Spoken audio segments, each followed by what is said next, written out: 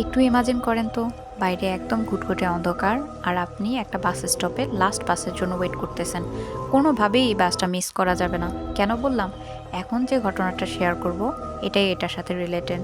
So 1995 সালে 14ই November বেইজিংয়ের Xiang bus stop থেকে fragrance hills যাওয়ার জন্য 375 নাম্বার একটা বাস ছাড়ে। যে বাসের মধ্যে শিয়াং থেকে একটা ছেলে আর একটা বয়স্ক মহিলা উঠে। কারো কারো ভাষ্যমতে একজন বয়স্ক লোক ছিল। তো যাই হোক, তো তারা দুজন উঠে বাসে ওঠার পর ওইখানে ছিল একজন কাপল আর বাস কন্ট্রাক্টর ছিল একজন মহিলা আর বাস ড্রাইভার। কিছু দূর যাওয়ার পরই ড্রাইভার খেয়াল করে দুইজন হাত নাড়াচ্ছে। এই দুইজন মানুষ যখন বাসের মধ্যে উঠে সবাই অবাক হয়ে যায়, কারণ নাম্বার ওয়ান, বাসের মধ্যে যখন তারা উঠে তাদের পরনে ছিল কিং কুইন টাইমের, চায়নার কিং কুইন টাইমের যে ড্রেসগুলো, ওগুলো ছিল একটু অদ্ভুত। তো ওরা অবাক হয়ে যায় যে কেন তারা এই ধরনের ড্রেস পরছে। নাম্বার টু, তাদের মাঝখানে একজন লোক ছিল যে মাথা ঝুঁকায় পড়েছিল, মনে হচ্ছে যেন অ্যালকোহল খেয়ে সে মাতাল হয়ে গেছে, এজন্য তাকে সামলানোর জন্য দুইজন ধরে আসে। আর নাম্বার থ্রি, তাদের ফেস ছিল ইয়েলো কালারের, তাদের বডি কালার এবং ফ্যাকাশে, মনে হচ্ছিল যে অন্যরকম দেখাচ্ছিল তাদেরকে নর্মাল মানুষ থেকে। তো এই তিনটা ব্যাপার লক্ষ্য করার পর তারা একটু ফিসফিস শুরু করে নিজেদের মধ্যে। তো কন্ট্রাক্টর সেটা বুঝতে পারে, কন্ট্রাক্টর মহিলা ওদেরকে নিশ্চিত করে, বলে যে হয়তোবা তারা কোনো ড্রামা থেকে আসছে, এই জন্যে হয়তোবা তারা এই ধরনের মেকআপ বা ড্রেস নিচ্ছে। তো যাই হোক, এটা কোনো ব্যাপার না।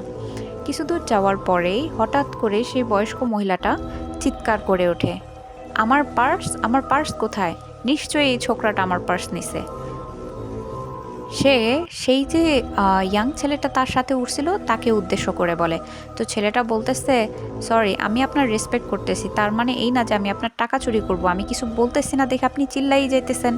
তো বয়স্ক মহিলাটা বলে যে না, তুমি আমার এই টাকাটা নিছো। তো মাঝখানে ওই ড্রাইভার বলে উঠে যে দেখেন, আপনারা চিল্লাচিল্লি করেন না, আপনারা শান্ত থাকেন, আমরা আপনাদেরকে দেখি কি করা যায়। তো যাই হোক, বুড়ি মহিলা কোনোভাবেই শুনবে না। তখন বুড়ি মহিলা তাদেরকে বলে যে সামনেই একটা পুলিশ স্টেশন আছে, তুমি আমাকে এই ছোকরা সহ নামায় দাও, আমি ওইখানেই পুলিশদের সাথে কথা বলবো, পুলিশেরাই একটা বিহিত করুক। তখন বাস ড্রাইভার রাজি হয়ে যায়, বলে যে না, আমার এমনি লেট হয়ে যেতেছে, এটাই যেহেতু আমার লাস্ট বাস, তো ঠিক আছে, তোমাদেরকে নামাই দিব। তো ওদেরকে নামাই দেওয়ার পর ছেলেটা তো খুবই মেজাজ গরম হয়ে ছিল বয়স্ক মহিলার উপর। ছেলেটা বলতেছে, আমি আপনার পার্স নেই, আপনি কেন এরকম চিল্লাচিল্লি করতেছেন? তখন বুড়ি মহিলা বলতেছে, দেখো, আমি আমাদের জান বাঁচাইছি। এটা শোনার পর ছেলেটা স্তব্ধ হয়ে যায়। আমাদের জান বাঁচাইছি মানে? হ্যাঁ, বুড়ি মহিলাটা বলতেছে, আমি এবং তোমার জান বাঁচাইছি। কিভাবে? আমি নোটিস করি যে হঠাৎ করে পিছনের দিকে তাকায়া দেখি যে ওই যে তিনজন লোকগুলা, ওরা উঠছিল কিভাবে, ওরা উঠে পিছনের যে লাস্ট বাসের সিটগুলা থাকে তার মাঝখানে বসছিল, ঠিক আছে। তো সামহাও ওই বয়স্ক মহিলা খেয়াল করে যে ওদের পা নাই, ওরা ফ্লোট করতেছিল, মানে ভাসমান অবস্থায় ছিল। তো এটা কেউ খেয়াল করে নাই, সামহাও ওই বুড়ি মহিলাই খেয়াল করে এই জিনিসটা। তো তখনই সে বুঝতে পারে যে সামথিং ইজ রং। তখনই সে এই বুদ্ধিটা করে সে নামার জন্য। তখন ওই ছেলেটা বলে যে আমাদের পুলিশের কাছে যাওয়া উচিত। তখনই তারা একটা পুলিশ স্টেশন খুঁজে বের করে ওইখানেই তারা রিপোর্ট করে। যখন তারা রিপোর্ট করে, এটাকে তারা কোনো আমলেই নেয় না, কিন্তু পরের দিনেই তাদেরকে আবার খোঁজাখুঁজি শুরু করে পুলিশ, কারণ পরের দিন থেকে সেই বাসটা টোটালি মিসিং ছিল।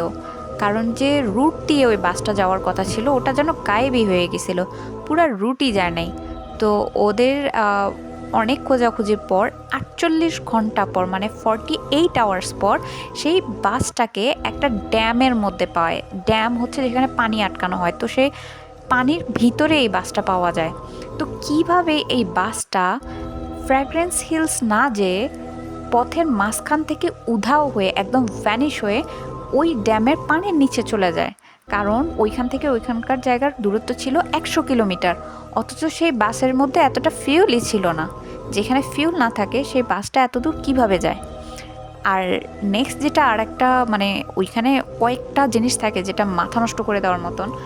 সেটা হচ্ছে যে ভিতরে যে লোকগুলা ছিল, সেই লোকগুলা এমনভাবে কম্পোস্ট হয়ে গেছিল যে ওদের মনে হচ্ছিল যে ওরা অনেক দিন ধরে ওইখানে, মানে একদম পচে গলে গেছিল। অথচ অনলি 48 আওয়ার্সের জন্য এই বাসটা গায়েব ছিল। 48 আওয়ার্সে এতটুকু পচন হওয়ার কোনো কথাই ওঠে না। এরপরে আরেকটা ব্যাপার লক্ষ্য করা যায়, বাসটাকে উঠানোর পর দেখে বাসের যে তেলের ট্যাঙ্কি ওইটা ফুল অফ ব্লাড ছিল, একদম ব্লাডে ভর্তি ছিল। এখানে আরেকটা ব্যাপার, সেটা হচ্ছে যে লাশ পাওয়া যায় 3 জনের, ড্রাইভার, কন্ডাক্টর আর হচ্ছে একটা আননোন পার্সনের। আর কাপল যারা ছিল ওই বয়স্ক মহিলা আর ছেলেটা বিষয়ে দেখার পর মানুষের মধ্যে চাঞ্চল্যকর ঝামেলার সৃষ্টি হয়। এরপর হচ্ছে বিভিন্ন টিভি চ্যানেল থেকে ওদের ইন্টারভিউ নেওয়া হয়। কিছুদিন পর মানুষের মধ্যে যখন আতঙ্কটা খুব চলে আসে, এটা সম্পূর্ণভাবে রিমুভ করা হয়। টিভি চ্যানেলে যে ইন্টারভিউ করা হয় ওদের, তারপর আরও অনেক কিছু ব্যাপার সম্পূর্ণ হাইড করা হয়, মানে ক্লোজ করে দেওয়া হয়।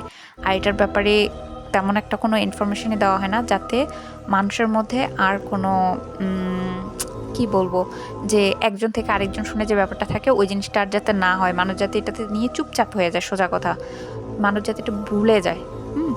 তো সেটাই হয়, এটা নিয়ে আর কোনো ইনফরমেশন দেওয়া হয় না। তবে এতটুকুই জানা যায় যে যে ক্যামেরাগুলা সেট করা হয়েছিল, ক্যামেরাতে ওদেরকে পাওয়া যায় নাই, এবং ওদের বাসটা কিভাবে এখান থেকে 100 কিলোমিটার দূরে চলে গেল এটারও কোনো প্রমাণ পাওয়া যায় নাই। জাস্ট ওদের কোথাও ক্যামেরার মধ্যে দেখাও যায় নাই যে কিভাবে বাসটা গেল বা ভ্যানিশ হয়ে গেল না কি হইলো, মানে কোনো প্রমাণই এ পর্যন্ত পাওয়া যায় নাই। তো আপনারা যারা এই ধরনের ইন্টারেস্টিং জিনিস রিসার্চ করতে পছন্দ করেন, তারা গুগলে দি লাস্ট বাস 365 লিখে চায়না বা বেজিং লিখলে 365 লিখলে আপনার চলে আসবে এই ঘটনাটা। তো আশা করি সবার এটা ভালো লাগবে, আর আমাকে লাইক এবং সাবস্ক্রাইব করবেন। আমি আবার উপস্থিত হব নেক্সট কোনো ঘটনা নিয়ে। ধন্যবাদ।